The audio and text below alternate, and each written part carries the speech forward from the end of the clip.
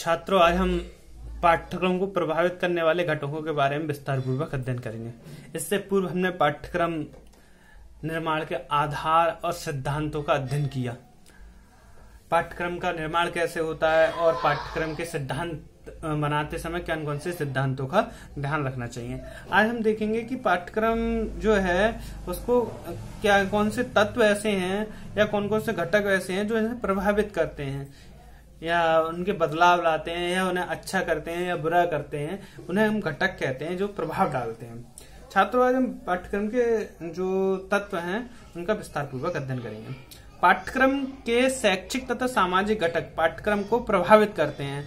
कुछ घटक निम्न प्रकार हैं जिनका अध्ययन हम आज निम्न बिंदु में करेंगे। सबसे पहले शासन पद्धति। जैसा कि आप जानते हैं, शासन पद्धति कौन होती है? देश में दो तरीके की सरकार होती है, एक केंद्र सरकार और एक राज्य सरकार।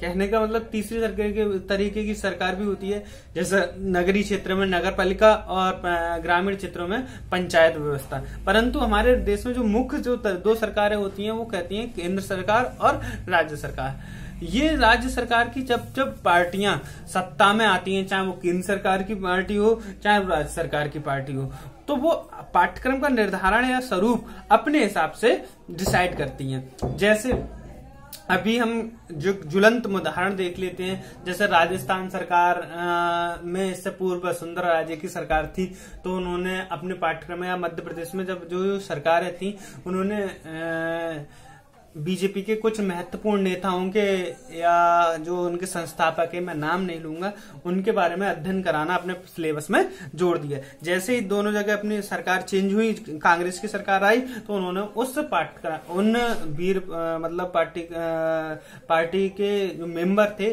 उनका अध्ययन उन्होंने स्थगित कर दिया और उन्हें सिलेबस से हटा दिए। यानी कि पार्टी जब सत्ता में आती है या पार्टी का बदलाव होता है केंद्र में या राज्य में, तो पाठ्यक्रम में कुछ ना कुछ बदलाव आ जाता है। ऐसे महत्वपूर्ण उदाहरण हमारे उत्तर प्रदेश में भी देखने को मिलते हैं। जब कोई पार्टी बदलती है तो छोटा मोटा पाठ्यक्रम में बदलाव करती है। ठीक है, उदाहरण के रूप में हम देख सकते हैं, तो जब बसपा गवर्नमेंट थी तो उन्होंने अम्बेडकर के इतिहास को जानने के लिए इतिहास में बढ़ावा दिया था, परंतु जैसे जैसे अन्य सरकारें आती हैं वो उनके महत्व को कम करने लगती हैं। क्लियर? हाँ, तो जैसा भी है, मगर हाँ, सरकार के तरीके से जो पाठ्यक्रम है या कैरिकुलम है उसमें बदलाव आता है। दूसरा है परीक्षा प्रणाली। छात्रों, पाठ्यक्रम में परीक्षा प्रणाली का भी एक महत्वपूर्ण रोल होता है। वस्तुनिष्ठ परीक्षा प्रणाली और निबंधात्मक परीक्षा प्रणाली के आधार पर भी पाठ्यक्रम में बदलाव आता है। वस्तुनिष्ठ परीक्षा प्रणाली में मैंने कहा था ऑब्जेक्टिव प्रणाली होती है, जिसमें डायरेक्ट हम तत्व की बात करते हैं, और निबंधात्मक में हम रचनात्मक शिक्षा व्यवस्था की बात करते हैं। तो उसके आधार पर जब जैसी शिक्षा व्यवस्था होगी और जैसी परीक्षा प्रणाली होगी, उसी तरीके से पाठ्यक्रम में गहन या उथला पाठ्यक्रम रखेंगे हम। ठीक। शिक्षा व्यवस्था, जैसे कि शिक्षा व्यवस्था हम बता दें, जैसी शिक्षा व्यवस्था वैसा ही पाठ्यक्रम, चाहे वो बोर्ड की शिक्षा व्यवस्था हो चाहे वो सरकार की शिक्षा व्यवस्था हो। जैसे हम देखते हैं पाठ्यक्रम, चाहे यूपी गवर्नमेंट में अपनी शिक्षा व्यवस्था है तो वहां पर उसका पाठ्यक्रम अलग है। सीबीएसई में चले जाएं तो वहां पर उसका पाठ्यक्रम थोड़ा और अलग है। जैसे वहां पे एनसीईआरटी उसका पाठ्यक्रम को निर्धारण करती है, यहाँ पे एससीईआरटी पाठ्यक्रम को निर्धारण करती है। तो जैसे शिक्षा व्यवस्था होगी वो उसी तरीके से उसका पाठ्यक्रम या करिकुलम होगा। उसके बाद हम देखते हैं कि सामाजिक परिवर्तन।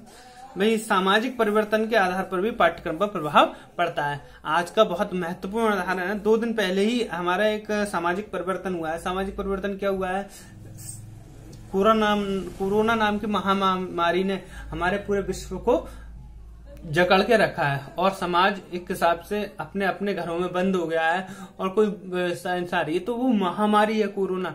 तो आज 2 दिन पहले एनसीईआरटी ने कहा है कि इसे हम पाठ्यक्रम में शामिल करेंगे कि इससे भविष्य में बच्चे कोरोना की महामारी या महामारी के टाइम पर किस तरीके की सुरक्षा व्यवस्था करनी चाहिए, उस पर बहुत ज्यादा बच्चे सजग रहें और भविष्य में ऐसी समस्याओं को समाधान के लिए तत्पर रहें कि उन्हें किस तरीके से इसका मतलब कहा जा सकता है इसका निवारण कर सकें और भविष्य में ऐसी व्यवस्था से निजात पा सकें। तो सामाजिक परिवर्तन के साथ साथ जैसे जैसे समाज में परिवर्तन आता है वैसे वैसे हम अपने पाठ्यक्रम में भी बदलाव लाते हैं। जैसे और भी एक उदाहरण देख लीजिए, ये तो अभी इस टाइप का हो गया। जैसे भविष्य में हम देख रहे हैं कि समाज में हमारा जो युग हो रहा है, हमारा जो समाज है, टोटल सोशल मीडिया या मीडिया का प्रभाव इस पर बहुत ज्यादा पड़ रहा है, टेक्नोलॉजी का प्रभाव ज्यादा पड़ रहा है। तो हम उस पाठ्यक्रम में हम टेक्नोलॉजी के पार्ट को जोड़ रहे हैं, उसके गुण दोष को भी जोड़ रहे हैं। तो शिक्षा व्यवस्था में जैसे जैसे परिवर्तन आता है उसमें समाज का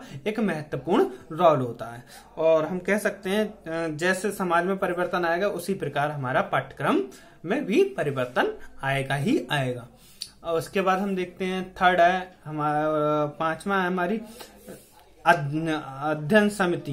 पाठ्यक्रम के प्रारूप का निर्माण अध्ययन समिति के द्वारा किया जाता है। पाठ्यक्रम का निर्माण कौन करता है? एक अध्ययन समिति होती है और उसके द्वारा निर्धारण किया जाता है। विभिन्न स्तरों पर अध्ययन समिति के द्वारा पाठ्यक्रम का निर्माण एवं सुधार किया जाता है। कहने का मतलब ये है कि पाठ्यक्रम जैसे जैसे एक समय अवधि के बाद पाठ्यक्रम का सुधार या मान लीजिए कोई नया शिक्षा व्यवस्था है तो उसकी पाठ्यक्रम का निर्माण होता है, और नया शिक्षा व्यवस्था नहीं है तो उसका पाठ्यक्रम में सुधार होता है। जैसे मैं एक बात कह दूं, अभी हम कुछ समय पहले तक हम MBA वगैरह ये अगर हम देखा जाए तो 60 के दशक में क्या होता था, MBA थोड़ी ना होता। बैंक मैनेजर बनने के लिए या मैनेजर बनने के लिए MBA करने की जरूरत थोड़ी नहीं थी। हम मान लीजिए कॉमर्स से PG हैं तो हम वो हो जाते थे। और उसके बाद जब MBA कर आया, उसने कहा कि भाई हमें प्रोफेशनल बनाने हैं, तो एक MBA नाम का पाठ्यक्रम का निर्माण हुआ। तो उसका पाठ्यक्रम भी किसी अध्ययन समिति ने बनाया होगा कि भाई MBA में ये सिलेबस होना चाहिए। अब मान लीजिए भविष्य में उसमें पाठ्यक्रम में और ज्यादा सुधार की आवश्यकता हो रही है कि और कैसे सुधार हो सकता है, तो उसमें सुधार भी लगाए जाएंगे। क्लियर। और उसके बाद पाठ्यक्रम के निर्माण में राष्ट्रीय आयोगों का बहुत ज्यादा